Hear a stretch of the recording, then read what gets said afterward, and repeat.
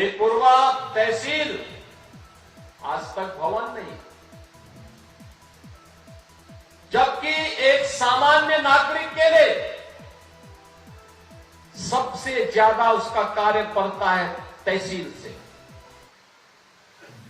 भूमि संबंधी रिकॉर्ड हो, उसके पैमाइश की कार्रवाई हो, वरासत की कार्रवाई हो, नामांतरण हो, बंटवारे का कार्य हो,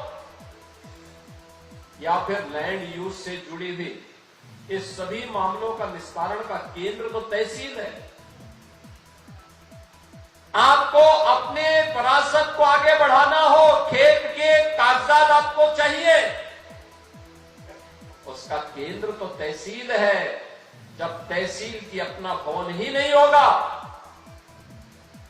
एक सामान्य न्याय को राजस्व बात से जुड़े हुए मामलों में क्या न्याय मिल पाएगा? बहनों और भाइयों, जब 2017 में भारतीय जनता पार्टी के डबल इंजन की सरकार प्रदेश में आई, उस समय 33 लाख से अधिक ऐसे मामले थे, राजस्ववाद थे जो लंबित पड़े थे। 35 लाख से अधिक मामले, जिसमें वरासत का मामला था, नामांतरण का मामला था, लैंड यूज के मामले थे, बंटवारे के मामले थे, पैमाइश के मामले थे।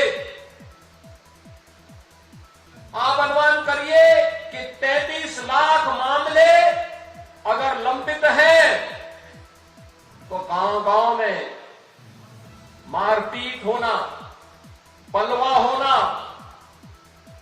दबंगों के द्वारा गरीब की जमीन को जबरन हथिया लेना, ये आम बात रही होगी। और यही कारण था उत्तर प्रदेश में पिछली सरकारों के निकम्मेपन के कारण, बेईमानी और भ्रष्टाचार के इस कदर उन्होंने इन केंद्रों को अड्डा बना दिया था, एक सामान्य नागरिक न्याय की उम्मीद नहीं कर सकता था। गरीब की आवाज को दबाई जाती थी। हम लोगों ने एक समय सीमा तय की, राजस्व संहिता तैयार करके सुनिश्चित किया कि एक समय सीमा के बाद अगर वाद लंबित है तो जवाबदेही तय होगी। जिस स्तर पर लंबित है, एसडीएम के स्तर पर, तहसीलदार के स्तर पर, नायब तहसीलदार के स्तर पर, कानून विभाग के स्तर पर, लेखपाल के स्तर पर, जिस भी स्तर पर लंबित है, उसके लिए जवाबदेही तय होगी।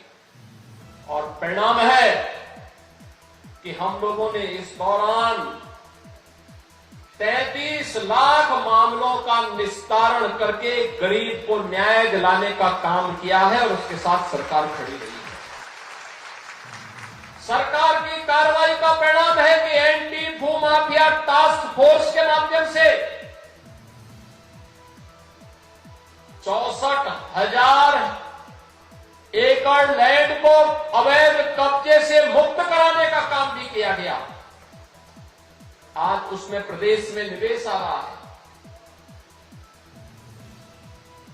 लेकिन अभी भी एक चैलेंज है हम लोगों के सामने, और चैलेंज वही, सरकार ने इसके लिए, डबल इंजन की सरकार ने फिर इसमें और व्यवस्था की है कि गांव में ग्राम सचिवालय होगा।